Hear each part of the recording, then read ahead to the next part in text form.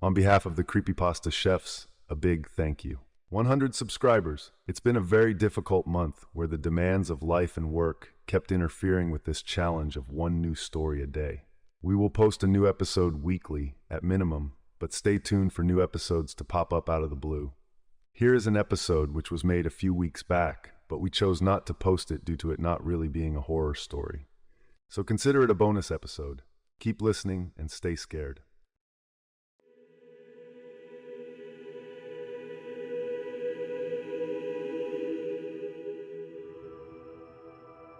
The dense forest surrounded me, a green sea of ancient trees and thick underbrush. This was my haven, a place where I could escape the memories of Iraq, the war-torn streets, the endless firefights.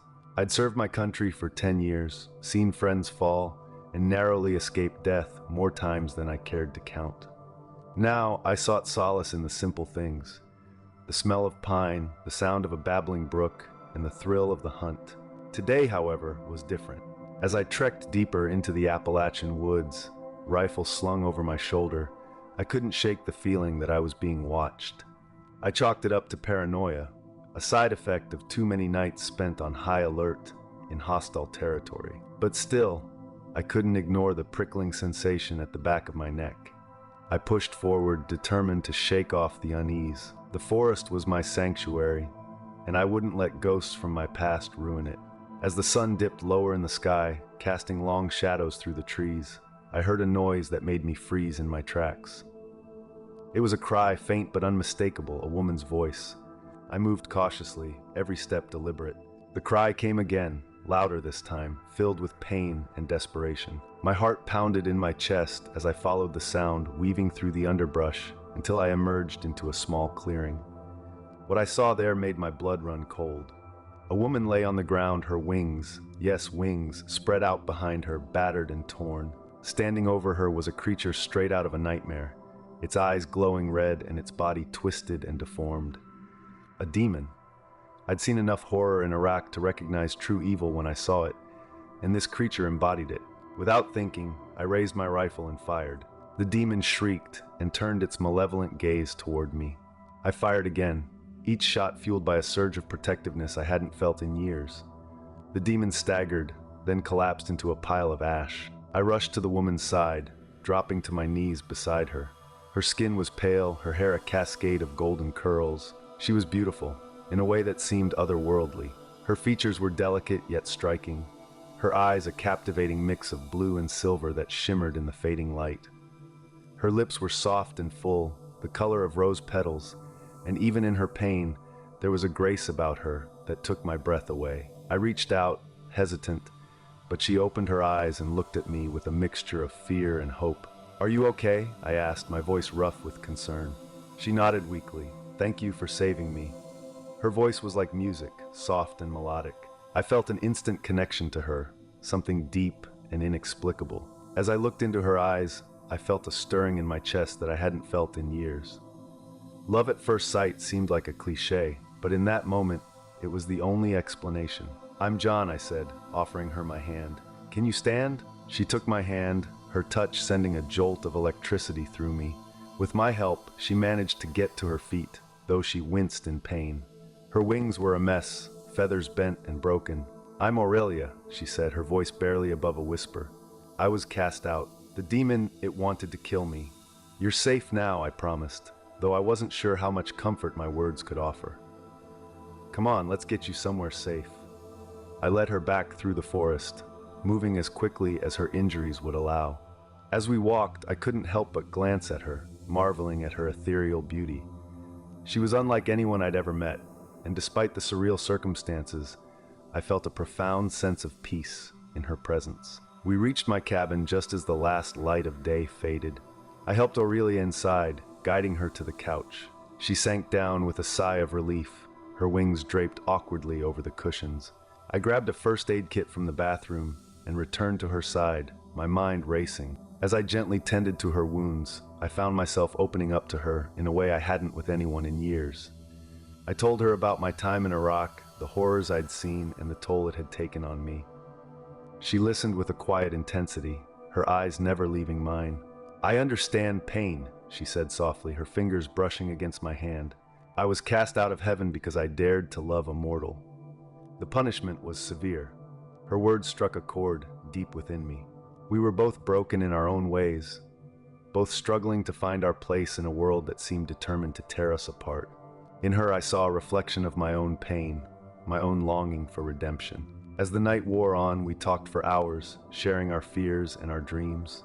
The connection between us grew stronger with each passing moment, a bond forged in the crucible of shared suffering. By the time the first light of dawn crept through the windows, I knew that I was hopelessly, irrevocably in love with her. Over the next few days, Aurelia began to heal, her strength returning little by little. I did everything I could to make her comfortable, to show her that she was safe. In return, she brought a light into my life that I hadn't realized was missing. Her laughter, her gentle touch, her unwavering belief in the goodness of the world, all of it reminded me of what it meant to truly live. One evening, as we sat by the fire, she turned to me with a serious expression. "John, there's something you need to know. The demon, it wasn't just after me. It sensed your suffering and used me as bait to draw you out." Her words hit me like a punch to the gut. The demon, a representation of my darkest fears and memories. It made sense in a twisted way. I'd spent so long running from my past, trying to bury it deep inside, but it had found a way to claw its way back to the surface. "I'm not afraid," I said, though my voice wavered. "Not anymore." Aurelia reached out and took my hand, her grip warm and reassuring. "You don't have to face it alone. We can fight it together." For the first time in years, I felt like I had a purpose, a reason to confront the demons that haunted me. With Aurelia by my side, I knew I could face anything.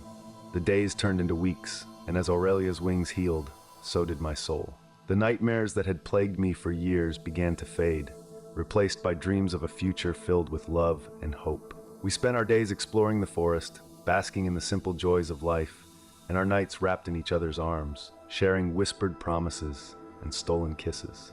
I knew that our time together was borrowed, that Aurelia would eventually have to return to her world, but I refused to dwell on it.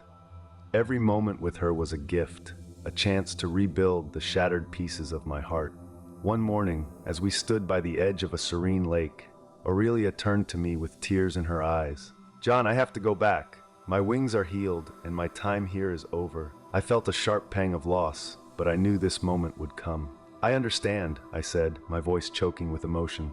"But know that you've given me more than I ever thought possible. You've healed me, Aurelia."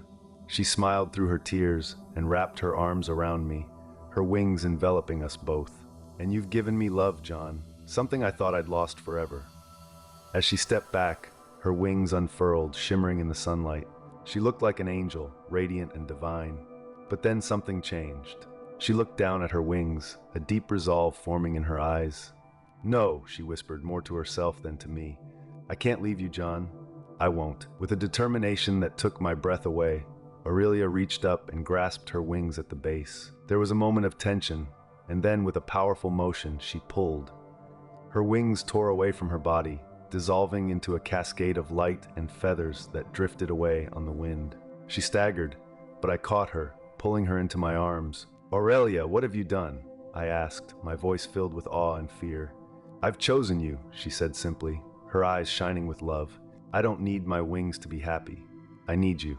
Tears filled my eyes as I held her close, overwhelmed by the depth of her sacrifice. In that moment, I knew that we were bound together, our fates intertwined. We had both faced our demons and emerged stronger, united by a love that transcended worlds. One evening, as we sat by the fire, I looked at her and knew that I had found my home. She was my angel, not because of her wings, but because of her heart. And I was hers, a soldier who had found peace in the love of a fallen angel. Aurelia had given up heaven for me, and in return, I vowed to give her a love that would last a lifetime.